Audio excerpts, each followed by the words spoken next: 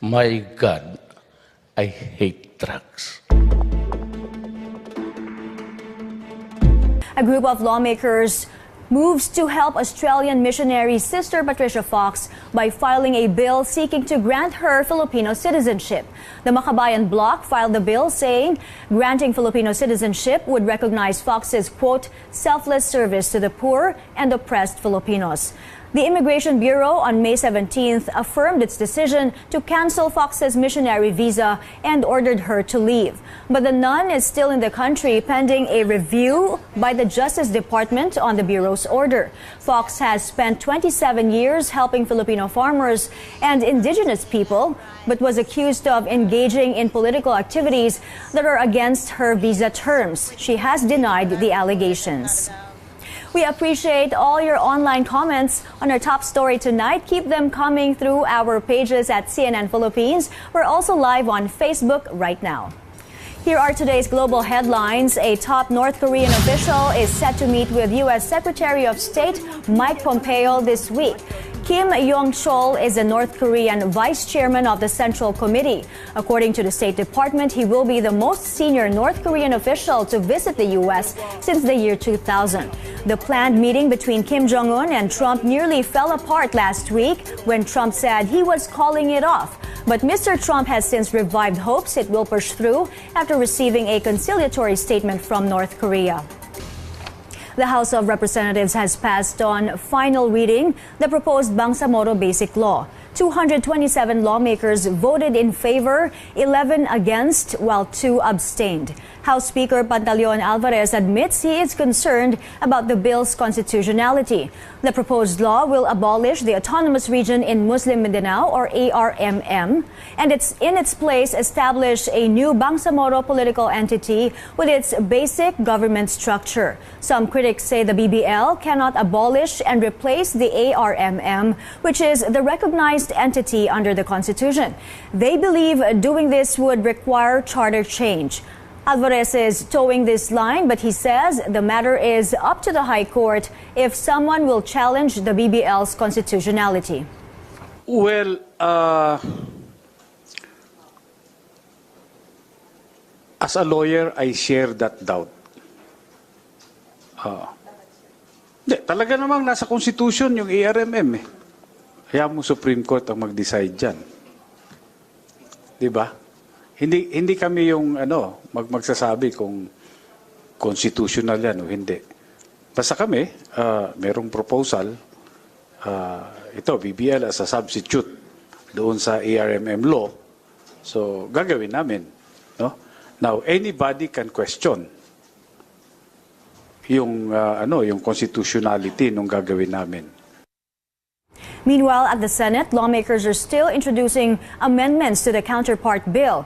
Senators target to pass it on second and third readings before adjourning tonight. Congress will go on a 2-month break before resuming session on the 4th Monday of July to hear the State of the Nation address.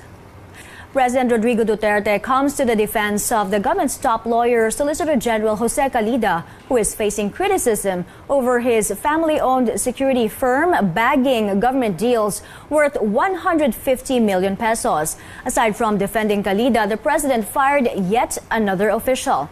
All these after witnessing the destruction of smuggled luxury vehicles. Our senior correspondent, Ina Andalong, reports. Behind me, the latest batch of smuggled goods destroyed here at the Bureau of Customs. We're used to seeing smuggled vehicles destroyed here, but this time most of the smuggled items ran over by a bulldozer is currently still happening are mostly smuggled luxury vehicles. 116 of them to be exact, along with 6 vehicles. The brands of these motorcycles, 100 or more than 100 are Vespas, 2 Harley-Davidson, 2 BMWs, and 1 Triumph. The cost of these destroyed motorcycles and vehicles, 34.7 million pesos.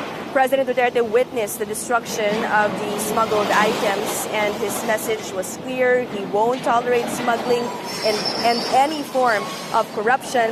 The president, in fact, fired another official, this time Customs Deputy Commissioner Noel Patrick Sales Prudente, who was appointed in the Bureau of Customs just last February.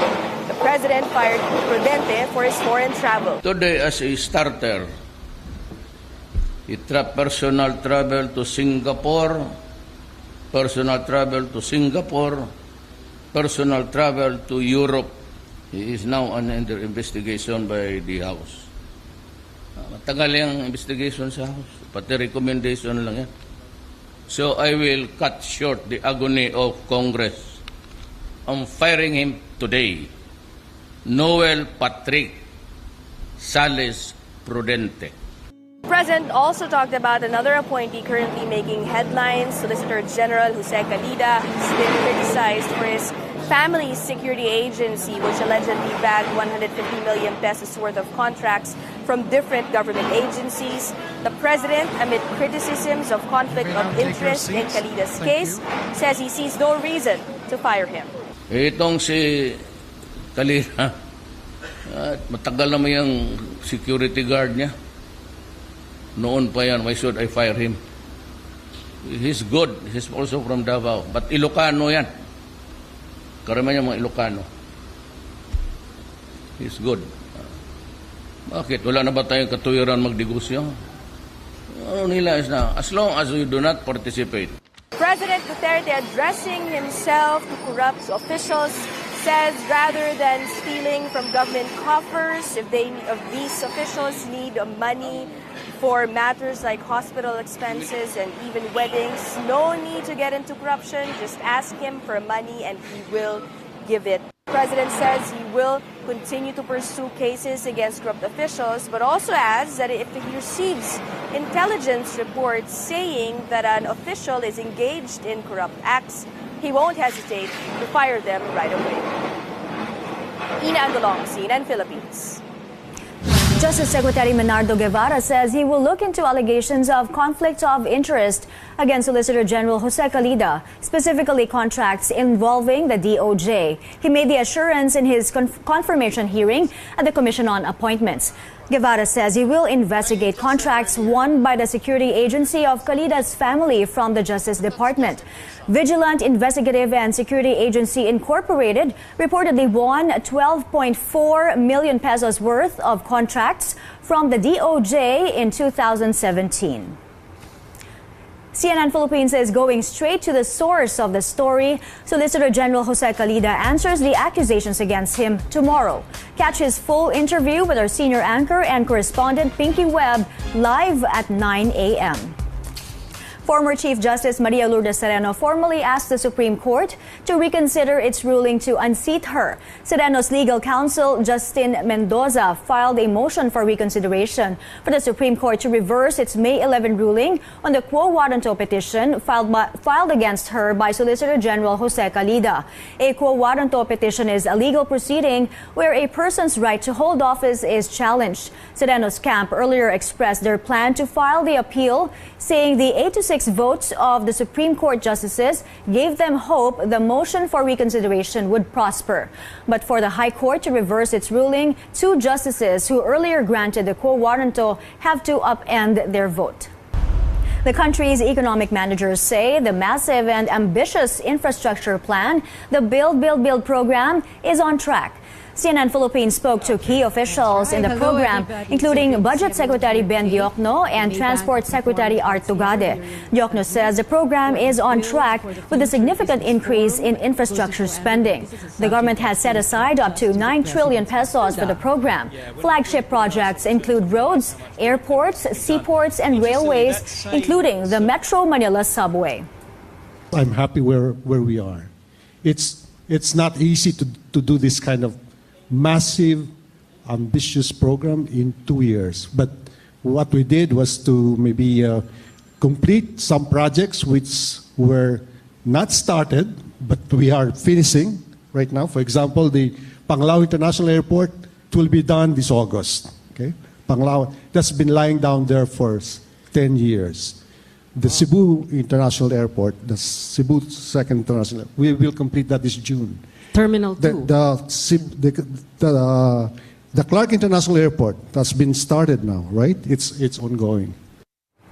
You can watch the full forum later this week. A lot of questions will be tackled with the country's economic managers.